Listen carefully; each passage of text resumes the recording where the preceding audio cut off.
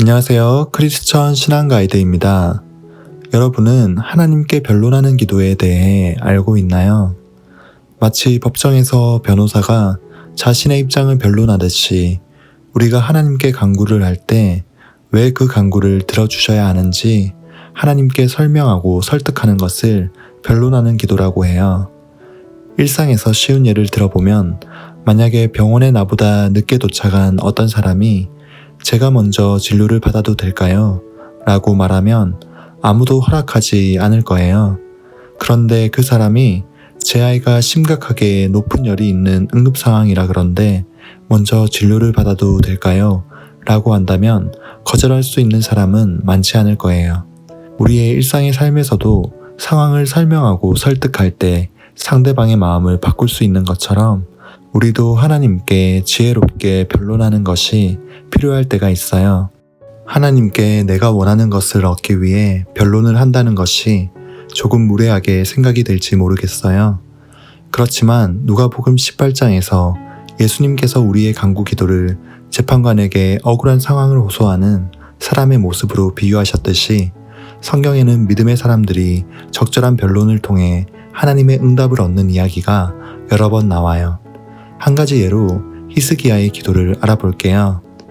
열왕기하 20장 1절에서 6절을 보면 선지자 이사야는 히스기야에게 하나님께서 당신이 죽을 것임을 알려주셨다고 전달했어요. 병이 들어 거의 죽게 된 히스기야는 하나님의 뜻을 알면서도 변론하는 기도를 했어요. 히스기야는 하나님 앞에 올바른 마음으로 순종하며 살았던 것을 호소하며 변론하는 기도를 했어요. 그러자 하나님은 마음을 바꾸시고 히스기야의 생명을 15년 연장시켜 주셨어요. 그렇다면 우리 실제 삶에서 어떻게 변론하는 기도를 할 수 있을까요?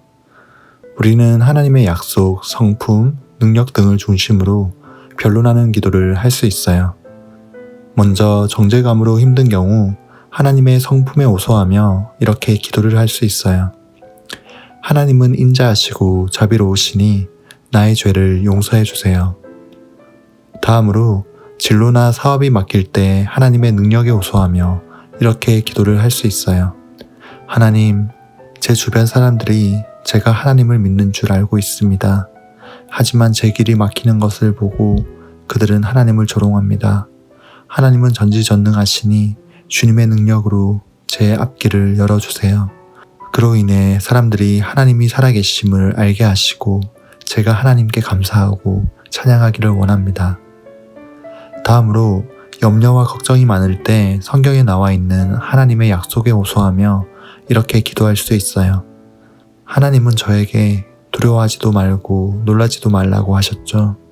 그리고 저를 도와주신다고 하셨죠. 저는 염려와 걱정으로 인해 절망 중에 있습니다. 하나님의 약속처럼 하나님께서 저와 함께 하신다는 확신을 주시고 이 절망을 이길 수 있는 힘을 주시기를 원합니다. 마지막으로 한 가지 팁을 드리자면 왜 이 간구를 이뤄주셔야 하는지를 내 입장이 아닌 하나님의 입장에서 설명하고 변론하면 도움이 될 수가 있답니다. 정리할게요.